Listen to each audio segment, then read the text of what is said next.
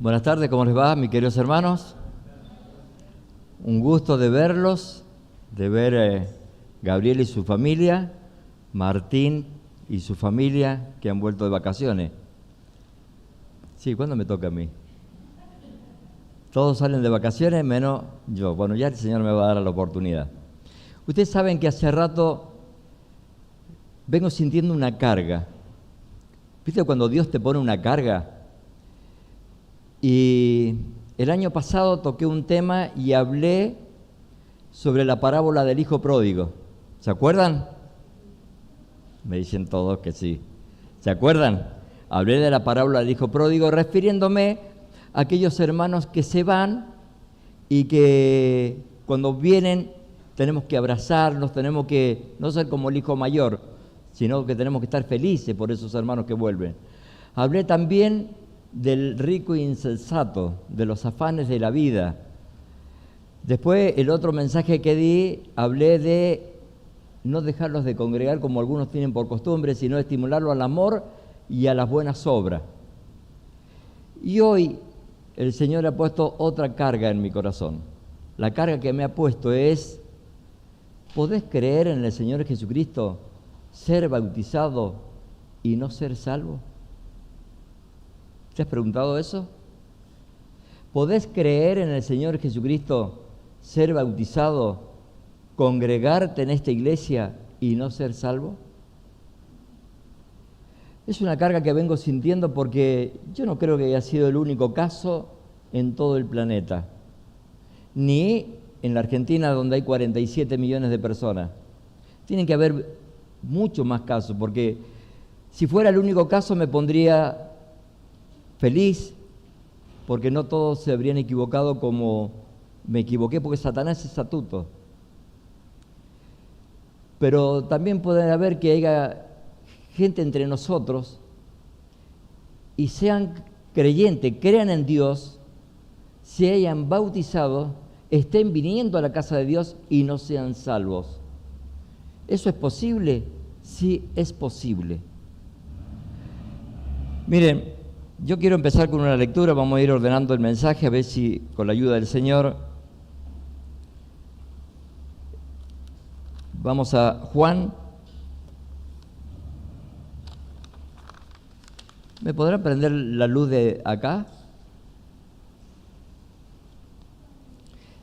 Juan, capítulo 20, del 24 al 29. Y yo te voy a pedir, Gustavo, después cuando te diga, si vos me podés ayudar con la lectura.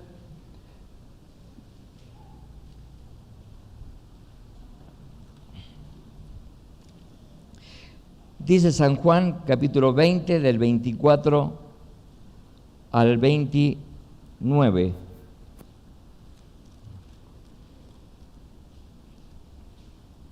Juan capítulo 20, del 24 al 29. ¿Me lo lee, Gustavo, por favor? Pero Tomás, uno de los 12, llamado Dídimo, no estaba con ellos cuando Jesús vino. Le dijeron, pues, los otros discípulos, al Señor hemos visto.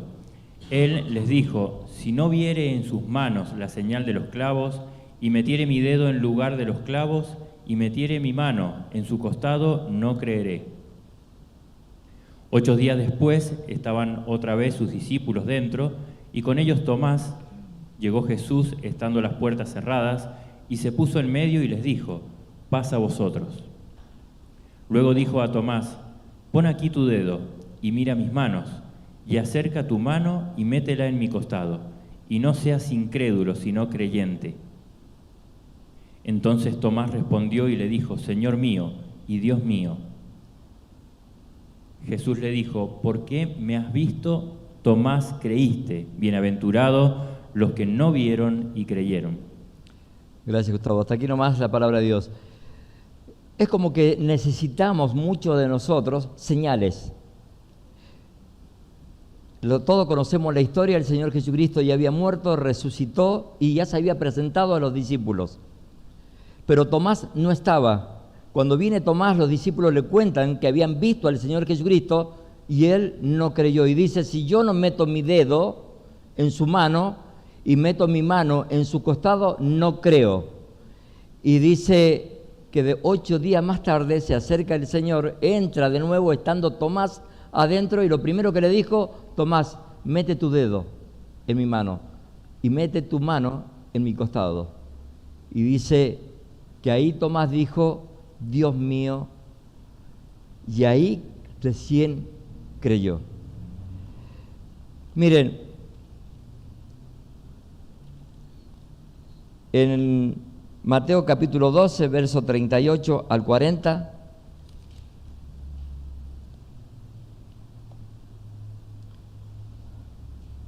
dice: entonces respondieron algunos de los escribas y de los fariseos diciendo: Maestro, deseamos ver de ti señal. Él respondió y les dijo: la generación mala y adúltera demanda señal, pero señal no le será dada sino la señal del profeta Jonás. Porque como estuvo Jonás en el vientre del gran pez 3 días y 3 noches, así estará el Hijo del Hombre en el corazón de la tierra 3 días y 3 noches. Miren, nosotros predicamos el Evangelio. Nosotros un día escuchamos la palabra de Dios. Yo la escuché por años la palabra de Dios. Que yo en el momento creí en el Señor Jesucristo. Creo en el Señor Jesucristo. A los 17 años yo me bautizo porque creo en el Señor Jesucristo y comienzo a congregarme en una iglesia. Y estoy por años congregándome en esa iglesia. Cuando yo vine acá, porque creo que hacemos muchas personas, miren, cuando se trasladan de un lado para el otro, yo lo primero que le dije a la iglesia de Cañada Seca: queridos hermanos, oren por mí, porque el Señor me ha mostrado y me ha llamado a que tengo que ir a San Luis. Mentira, porque a veces disfrazamos las cosas que nosotros deseamos, que nosotros queremos, poniéndole un nombre que es Dios. Toda la iglesia oraba, cuando mi propósito, mi deseo era venir acá a San Luis por una situación económica, porque no estaba bien económicamente, aparte no estaba bien con mis familiares. Entonces yo me quería venir de aquel lugar, pero no venía para yo servir a Dios acá porque había sentido el llamado de Dios. De ninguna manera podría haber sentido el llamado de Dios porque no era creyente, porque no tenía a Cristo en mi corazón. Se puede creer, se puede creer, se puede estar bautizado, se puede estar bautizado, se puede venir a la casa de Dios, se puede venir a la casa de Dios por año, pero hay algo que está faltando. Y quiero que en esta noche lo podamos ver, y quiero que vos, mi hermano, mi hermana, mi amigo y mi amiga, te vayas a tu casa y en esta noche cuando pongas la cabeza en tu almohada, puedas reflexionar en tu mente y en tu corazón si realmente somos verdaderos hijos de Dios. Porque no vaya a ser cosa que cerremos los ojos aquí en la tierra y cuando lo abramos en el tormento. Y eso sería algo que no tiene retorno. Sería algo de muy grande amargura. Miren, yo les voy a dar un ejemplo. Hechos capítulo 8, verso 4 al 24, y le pediría a Gustavo que lo lea. Hechos capítulo 8, del 4 al 24. Pero los que fueron esparcidos iban por todas partes anunciando el Evangelio. Entonces Felipe, descendiendo a la ciudad de Samaria, les predicaba a Cristo. Y la gente unánime escuchaba atentamente las cosas que decía Felipe, oyendo y viendo las señales que hacía. Porque de muchos que tenían espíritus inmundos, salían estos dando grandes voces, y muchos paralíticos y cojos eran sanados. Así que había gran gozo en aquella ciudad. Pero había un hombre llamado Simón, que antes ejercía la magia en aquella ciudad, y había engañado a la gente de Samaria, haciéndose pasar por algún grande. A este oían atentamente todos, desde el más pequeño hasta el más grande, diciendo: este es el gran poder de Dios. Y le estaban atentos, porque con sus artes mágicas le habían engañado mucho tiempo. Pero cuando creyeron a Felipe, que anunciaba el Evangelio del reino de Dios y el nombre de Jesucristo, se bautizaban hombres y mujeres. También creyó Simón mismo, y habiéndose bautizado estaba siempre con Felipe, y viendo las señales y grandes milagros que se hacían, estaba atónito. Cuando los apóstoles que estaban en Jerusalén oyeron que en Samaria había recibido la palabra de Dios, enviaron allá a Pedro y a Juan, los cuales, habiendo venido, oraron por ellos para que recibiesen el Espíritu Santo, porque aún no había descendido sobre ninguno de ellos, sino que solamente había sido bautizados en el nombre de Jesús. Entonces les imponían las manos y recibían el Espíritu Santo. Cuando vio Simón que por la imposición de las manos de los apóstoles se daba el Espíritu Santo, le ofreció dinero, diciendo: «Dadme también a mí este poder, para que cualquiera a quien yo impusiere las manos reciba el Espíritu Santo». Entonces Pedro le dijo: «Tu dinero perezca contigo, porque has pensado que el don de Dios se obtiene con dinero. No tienes tú parte ni suerte en este asunto, porque tu corazón no es recto delante de Dios. Arrepiéntete, pues, de esta tu maldad, y ruega a Dios, si quizá te sea perdonado el pensamiento de tu corazón. Porque en hiel de amargura y en prisión de maldad veo que estás». Respondiendo entonces Simón dijo: «Rogad vosotros por mí al Señor, para que nada de esto que habéis dicho venga sobre mí». Ustedes fíjense en una historia que muchas veces nosotros lo hemos leído. Aquí nos encontramos a un hombre que hacía magia. La gente iba detrás de él porque creía en lo que estaba haciendo. Es más, los engañaba y lo mentía porque la magia que hacía era de parte de los demonios, no era de parte de Dios. Y dice que todos los demás lo miraban y decían: tiene el gran poder de Dios este hombre. Ahora viene Felipe a Samaria a predicar a Cristo. Y dice que muchas personas creyeron en el Evangelio de Felipe. Pero también creyó Simón el mago. Fíjense, a mí me llama la atención esto. También creyó Simón el mago y se bautizó y le seguía a Felipe. Fíjense cómo podemos vivir engañado, cómo podemos estar entre medios de los verdaderos creyentes genuinos y no serlo. Simón el mago tenía otra cosa en su mente. Ahora, los milagros que hacía eran de parte de los demonios. Ustedes fíjense, acompáñenme en Éxodo capítulo 7, verso 8 al verso 12.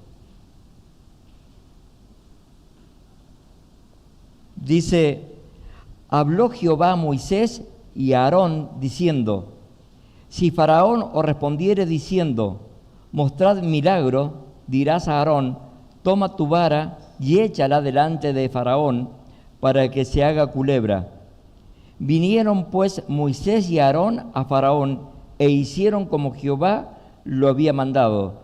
Y echó Aarón su vara delante de Faraón y de su siervo, y se hizo culebra. Entonces llamó también Faraón sabios e hechiceros, e hicieron también lo mismo los hechiceros de Egipto con sus encantamientos. Pues echó cada uno su vara, las cuales se volvieron culebra».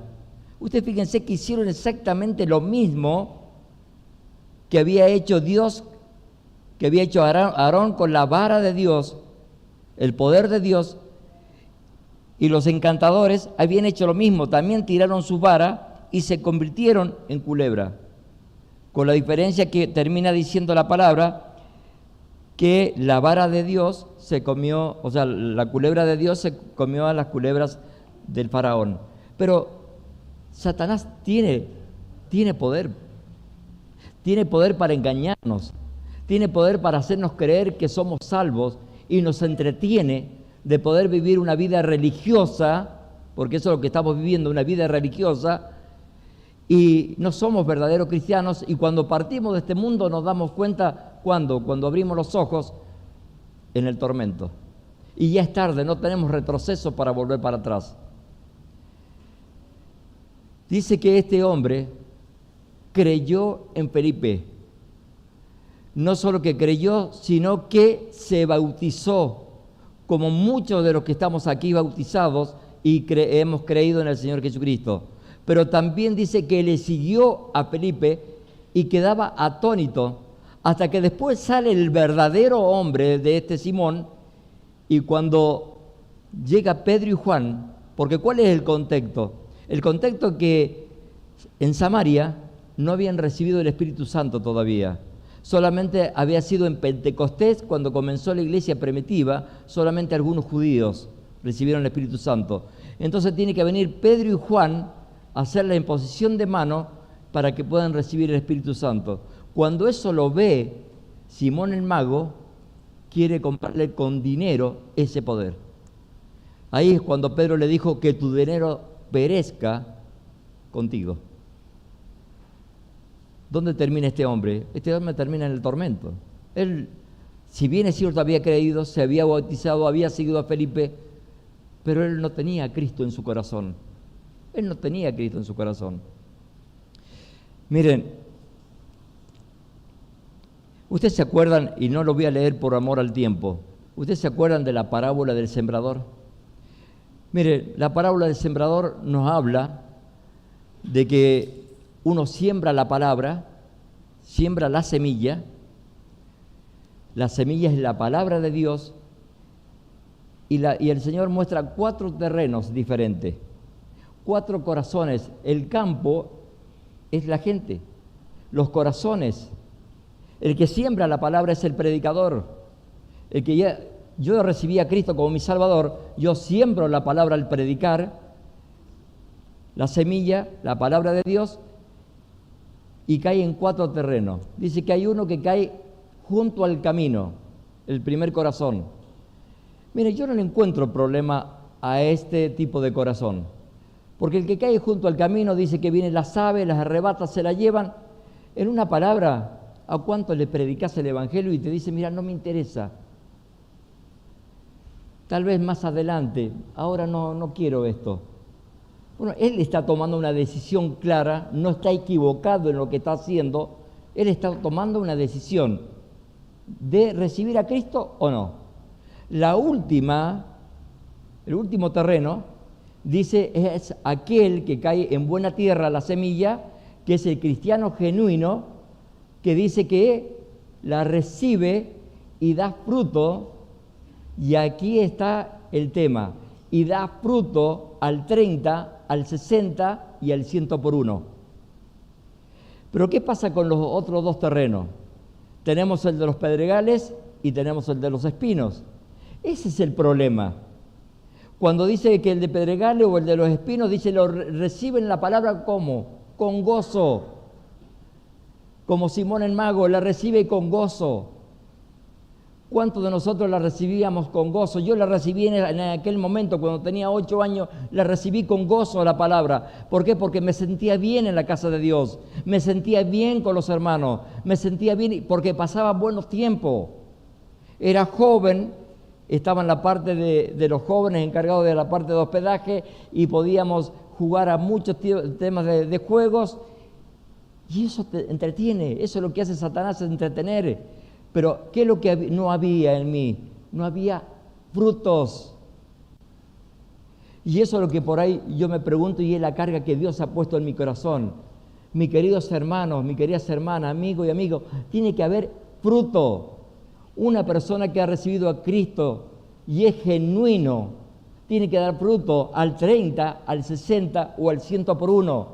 Dios te va a demandar de acuerdo a tu capacidad. No te va a pedir al 100%, te va a pedir al 30, al 60 o al 90, al 100 por 1, pero tenés que dar fruto. No puede ser que haya una rotación de hermanos que van, vienen, no aparecen, se desaparecen por 3 o 4 meses, se desaparecen por 2 domingos, que vienen, que no vienen, que si llueve, que si no llueve, y están así constantemente. Estamos constantemente. Me pongo en primer lugar, estamos constantemente. Y todo gira en torno de mí, no gira en torno a la persona de Cristo. Cuando voy a tomar una decisión o cuando voy a hacer algo, siempre lo hago por mi beneficio, pero pongo a mis hermanos, oren por tal trabajo. Querido, oren por tal trabajo, porque si yo encuentro ese trabajo voy a servir al Señor. Resulta que el Señor le da ese trabajo y lo que menos hace es servir al Señor. Lo que menos hace es servir al Señor. Tiene que haber fruto, mis queridos hermanos. Si no hay fruto, no hay una evidencia clara de que seamos verdaderos cristianos genuinos. Si yo ya tengo algo que reprochar a las iglesias de antes donde me congregaba, y si me están viendo, sería bueno que fuera una exhortación también para ellos, de que no puede ser que haya estado 10 años congregándome en una iglesia en la calle Las Heras 665 y jamás nadie durante 10 años vino y me dijo: Daniel, no veo fruto en tu vida, no veo cambio en tu vida, no veo que sos un cristiano genuino. No, llegaba, ¿qué tal, hermano? Y un beso y un abrazo. Me estaba yendo al infierno, hermanos. Amigo, me estaba yendo al infierno. Por eso es bueno la exhortación. Es bueno que nos demos cuenta y examinemos para adentro, miremos nuestro corazón si realmente tenemos a Cristo en nuestro corazón. Mire, hay algunas personas que no están en este lugar, que yo intenté discipularla con mi esposa. La primera pregunta que yo le hice, y vino por años, después de la pandemia dejó de venir, vino por años, y lo primero que le pregunté: ¿cuándo te convertiste? Decime tu conversión. No supo decirme la conversión. Decime si te vas hoy, si tú cerrás tus ojos aquí en la tierra, ¿dónde los abrí? ¿Con el Señor Jesucristo en los cielos? Y no lo sé. Pero años lleva congregándose en este lugar. La pandemia, mis queridos hermanos, sirvió como una zaranda, porque muchos quedaron en el camino. Muchos quedaron en el camino. Yo no soy quien para juzgar. Dios es el único que juzga. Pero sí por su fruto, dice, nosotros podemos conocer a las personas. Por el fruto podemos conocer a las personas. Miren, quiero darles los ejemplos de los frutos. ¿Ustedes se acuerdan de la conversión de Pablo? Saulo de Tarso. Vamos a buscarlo. En Hechos capítulo 9, verso 1.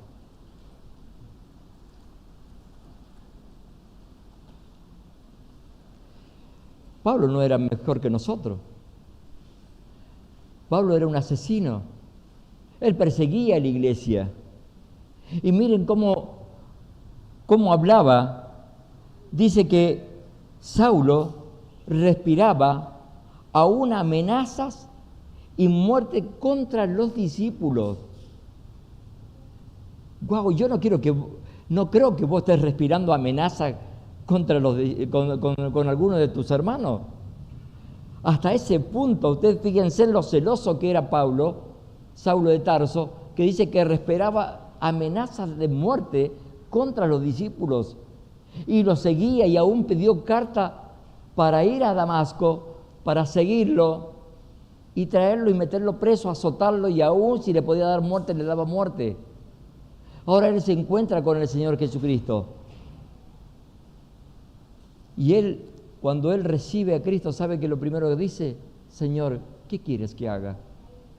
La primera pregunta de un verdadero cristiano genuino: ¿qué quieres que haga? ¿Qué quieres que haga, Señor? Quiero servirte. Fíjese lo que él hace en 9:20. Capítulo 9, verso 20. Y enseguida predicaba a Cristo en la sinagoga diciendo: este era el Hijo de Dios. Que este era el Hijo de Dios. ¿Se dan cuenta? Un cambio rotundo de una persona de 180 grados. Una persona que estaba en contra de los creyentes. Ahora recibe a Cristo, pero no se queda ahí, sino que inmediatamente, enseguida, comienza a predicar el Evangelio. Enseguida comienza a verse fruto, al 30, al 60 y al 100 por uno. Y eso es lo que no vemos en las iglesias nuestras. Vemos a hermanos por años que solamente vienen, se sientan y se van y escuchan solamente la reunión. Mi querido hermano, quiero decirte algo. Cuando uno recibe el Espíritu Santo de Dios al oír la palabra de Dios, e invitamos a Jesucristo a entrar en nuestro corazón, junto con el Espíritu Santo están los frutos del Espíritu Santo, pero también están los dones. Al menos uno, al menos un don. Puedes tener 2, 3, 4, pero al menos uno, mi querido. Y tenemos que ejercitarlo. No lo necesita Dios, lo necesitas vos y lo necesito yo. De eso se trata la iglesia. Mirá, la conversión del carcelero. Me encanta esta conversión que todos la conocemos. Fíjate en Hechos 16.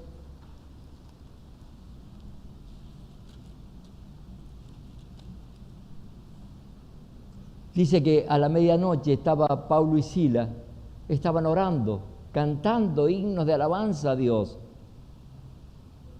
Esto lo hace un verdadero cristiano, no depende de la situación en la cual viví, no depende si tenés trabajo, si tenés casa, si tenés vehículos, si tenés...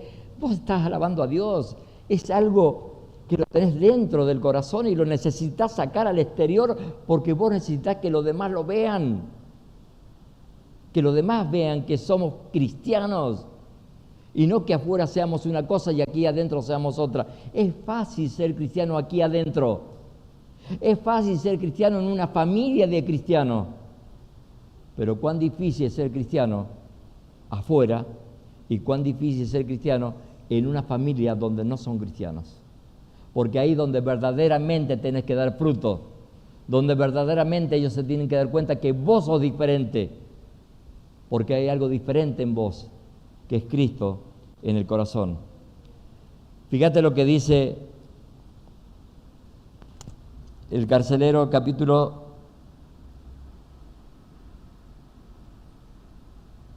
25 al 34.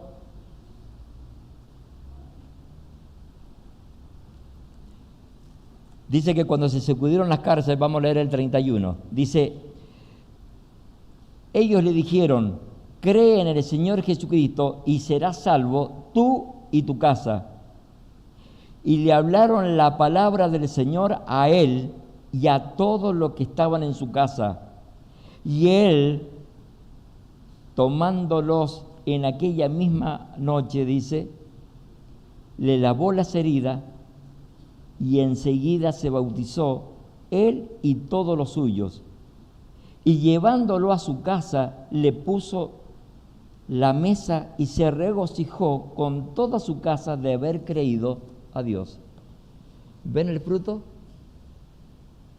Creyó en el Señor Jesucristo, se bautizó, pero él hizo algo. ¿Qué es lo que él hizo? Él dice que curó las heridas que él mismo causó. Dice que después lo llevó a su casa y lo invitó a comer, le dio de comer en su casa. Él mismo, pero quiero que ustedes vean el contexto del carcelero, porque no estamos hablando de cualquier persona que vos podés cambiar y hacer las cosas normalmente. Estamos hablando de un contexto, de que estamos hablando del Imperio Romano, de un soldado romano donde no puede desobedecer las órdenes, a él le cuesta la vida, nada más ni nada menos que la vida. El decir creer en el Señor Jesucristo, llevarse a Pablo a su casa, curarle las heridas que él había producido, le costaba la muerte.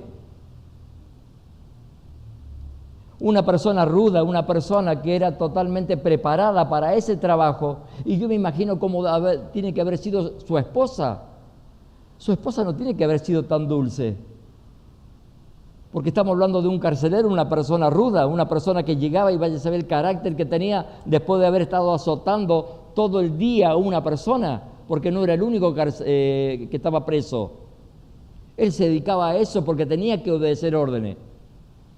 Por eso él agarró la espada para quitarse la vida, porque era su vida o la vida de los presos.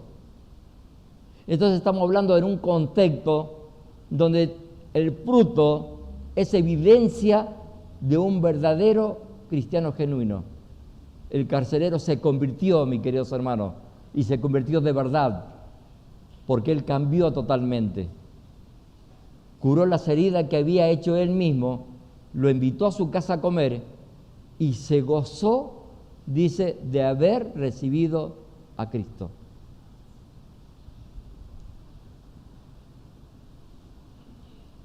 Dice Lucas 19, vamos a ver la última conversión. Zaqueo. Yo quiero mostrarles todo esto para que vean los cambios de una persona, pero los frutos, mis queridos hermanos, se tiene que ver los frutos.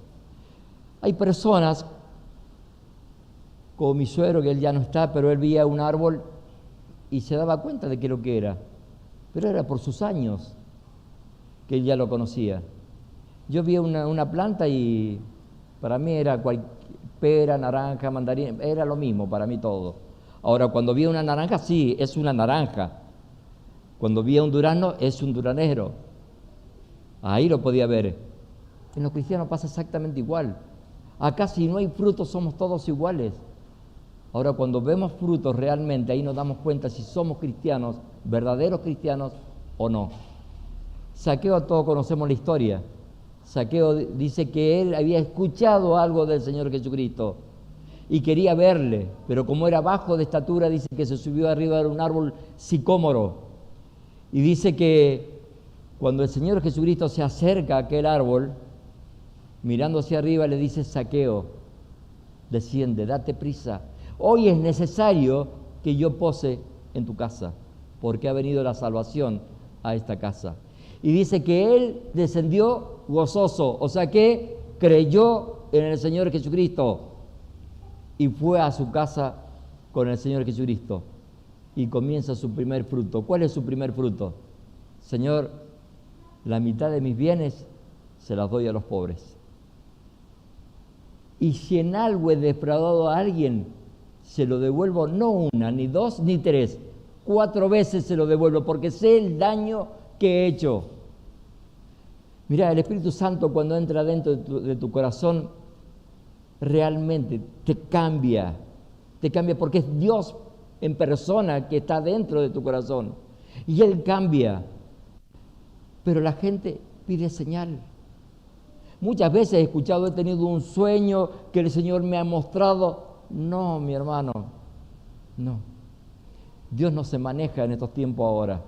Él se maneja a través de su palabra, a través de la oración, como dije el domingo pasado, no el otro anterior. ¿Cómo hablamos con Dios? Leyendo su palabra y a través de la oración los comunicamos con Él. Pero no por visiones, no porque Dios me mostró tal o otra cosa, o tuve una visión y me desperté y vi un ángel y vi... ¿Sabe cuántas veces he sentido esas cosas? Y ustedes también tienen que haberlas sentido. No, Dios no se maneja así. Mi querido hermano, yo no quiero que te pase como me pasó a mí. Mi querido amigo, no quiero que te pase como me pasó a mí. De querer formar una figura de tus beneficios poniendo a Dios por delante, porque nos estamos engañando a nosotros mismos. O viniendo a este lugar, siendo parte de la membresía de la iglesia, pero no viendo frutos. Solamente me siento, me voy. Me siento y me voy. 10 años estuve en una iglesia local haciendo esto. Y nadie vino y me preguntó si verdaderamente era un hijo de Dios o no. Por la gracia de Dios me convertí en este lugar. Y quiero que podamos reflexionar cada uno de nosotros y pensar si verdaderamente somos hijos de Dios. Y si somos hijos de Dios y no estamos dando fruto, tenemos que evaluarlo. Ver por qué nos damos frutos. Al 30, al 60 y al 100 por 1. A mí me encantó, Diego, la apertura que tuviste, Diego, y la verdad que te felicito porque, Diego, cuando le dije yo a Diego de que empezara con la apertura, su primera apertura estaba muy nervioso. Y ahora los dones se desarrollan así, mi hermano. se desarrollan así. Yo sé que está en los ancianos también la responsabilidad de estar mirando a los hermanos y de ir poniéndolos en las tareas para ir ubicándolos, porque ellos tienen una mirada que Dios le da, que tal vez no la tiene uno. Pero, hermano, busca tu don, busca tu servicio.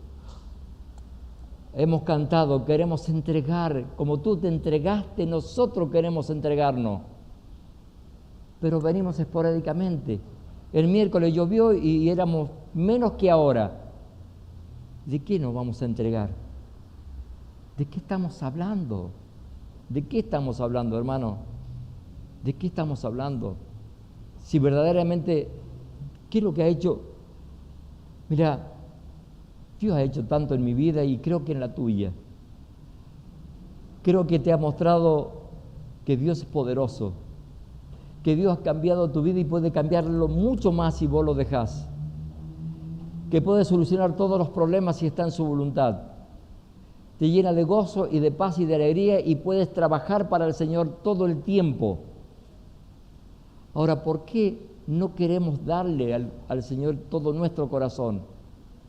¿Por qué no queremos brindarle al Señor todo nuestro tiempo si es de Él el tiempo? Si mi corazón late es porque Él me permite que late. Si yo respiro es porque Él permite que yo tenga vida. Si yo vengo acá porque Él permite y pone la sed y el querer en mí. Él me ha sacado de la garra del enemigo. Me ha sacado del infierno. Te ha sacado del infierno. No sabes lo que es eso, lo que significa eso. No saben lo que significa tener que partir y abrir los ojos en el tormento. No lo sabemos. Pero dice, horrenda cosas es caer en la mano del Dios vivo y verdadero. Horrenda cosa es caer en la mano del Dios vivo y verdadero. Hablar de un Dios de amor solamente estamos equivocados. Es que hablar de un Dios de amor, pero también de un Dios de justicia. Un día vamos a dar cuenta de las cosas que no hagamos si verdaderamente somos hijos de Dios.